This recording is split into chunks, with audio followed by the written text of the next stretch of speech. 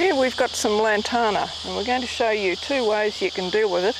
Lantana is one of Australia's worst weeds, one of the 20 worst weeds. It's given one of those WANS weeds of national significance. So here's how we're going to deal with it.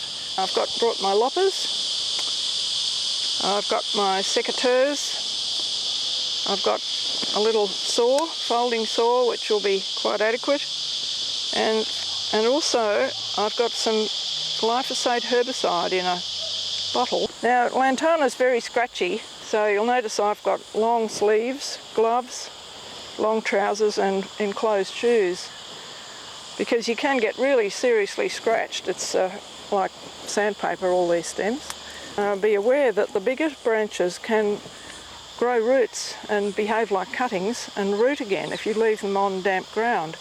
What a lot of people do is plan to make a pile of what they've cut down, and the way to start your pile is either to have something else to keep it off the ground. Make sure you put the first or few layers of these twiggy bits which won't grow roots. And you don't want them to be too long, because it may be that a bit later on you want to pick up the whole pile. So what I'm doing is making them more or less parallel.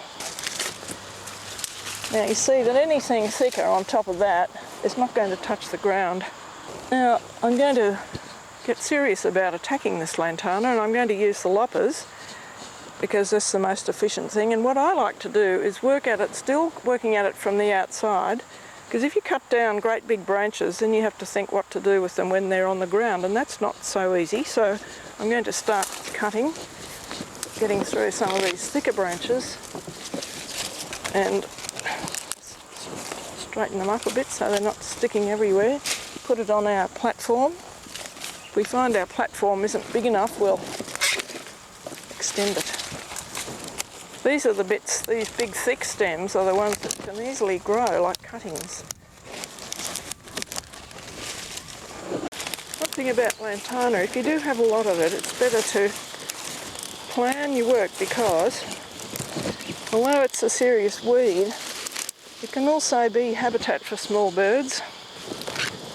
Birds like wrens can use lantana for shelter so that they can get away from big aggressive birds like currawongs. It's very important. So we don't do large areas of lantana quickly. We work in stages.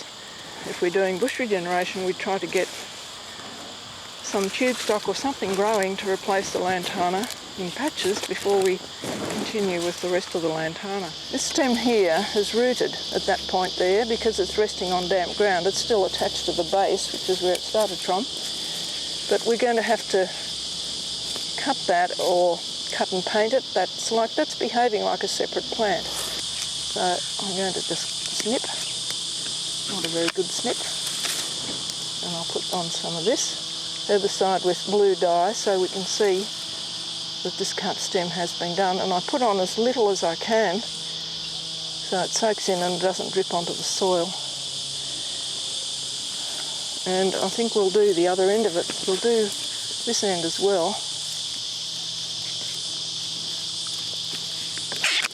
Like that.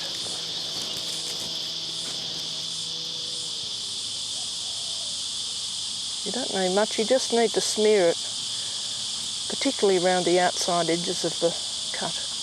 That's where the tissue is that's going to move the herbicide down to the roots. Okay, so that's really now a separate lantana plant that we've now killed. You see how that's still touching the ground? So I'm just going to snip it off here, and all that from up there is just going to die. Now this big one's almost as big as we can do with the loppers. And I'm going to get my herbicide ready because I've got to do this cutting and painting within 15 seconds of the cut.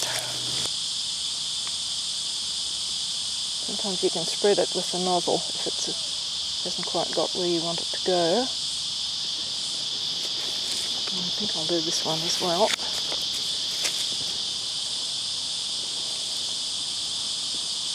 Now, I think this one is a bit too big for the loppers, you see. It's going to be a bit of a tall order, so I'll get out the saw, have the herbicide ready, and hopefully I'll get through it in 15 seconds.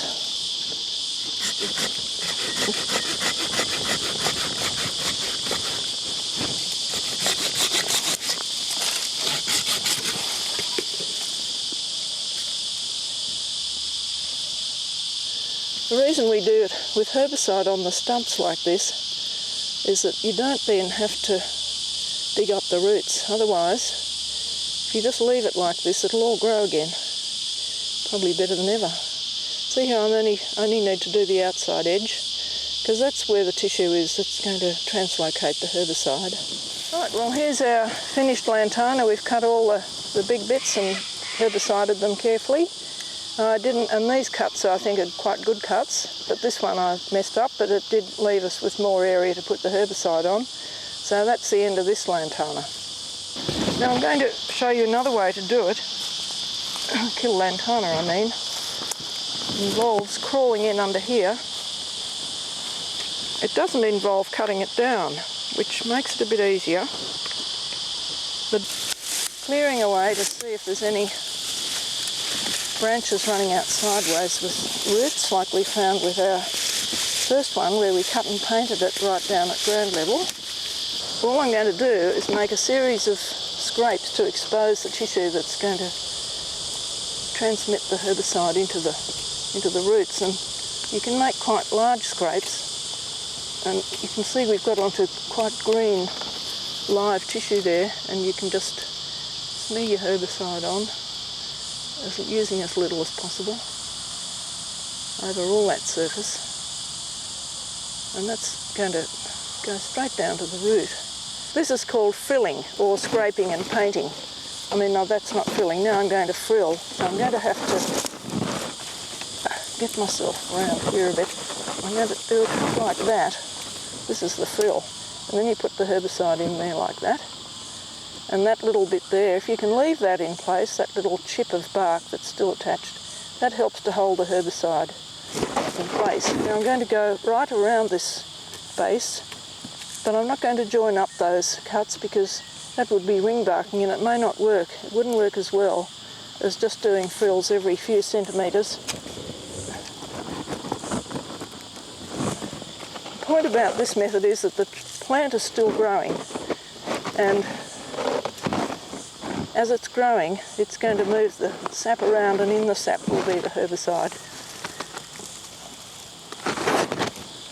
Now we're going to have to get around the back of it and the sides. You have to do it all the way round.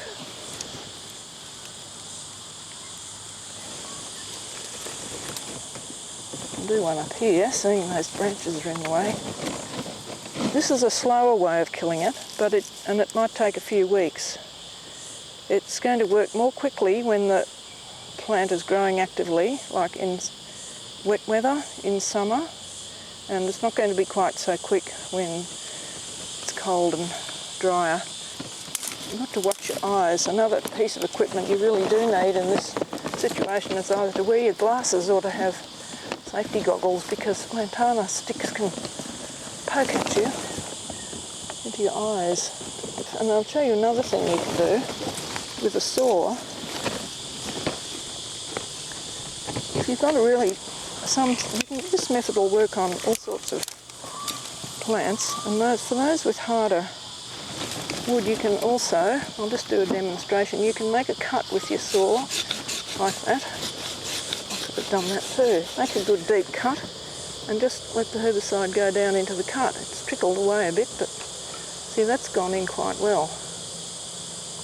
The other thing you can do is drill, but this is how you can do it using this minimum of tools.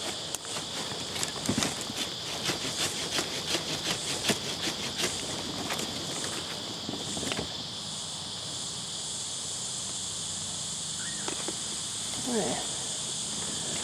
Now if we do a few more around the back of this plant, see it's got two main stems coming up from this is the base. That ought to be the end of it. So, we've now shown you two ways you can deal with lantana. This one still looks alive, but it hasn't got long to live, and in a week or two it's going to be losing its leaves. They'll go yellow and then they'll drop, and all that'll be left is the skeleton of the branches, which you can deal with as you please or not sometime later. You just choose whichever method suits your situation. Remember, this is a weed of national significance. It's a noxious weed everywhere in Australia, and if you can, you really should get rid of this weed, and councils are doing their best within their resources to deal with it as well. So it's up to you. The lantanas we've just been treating are right on the edge of Carreel Creek, and this is an area really worth protecting. Behind us on the playing fields used to be salt marsh and mangroves right over to Barrenjoey Road, but it was turned into a rubbish dump, and now it's a playing field. So we've really got to look after what's left, and here's Carreel Creek at high tide. Grey mangroves, Casuarina glauca, wonderful habitat. Fish, birds, insects, spiders. It's part of our wonderful, wonderful world.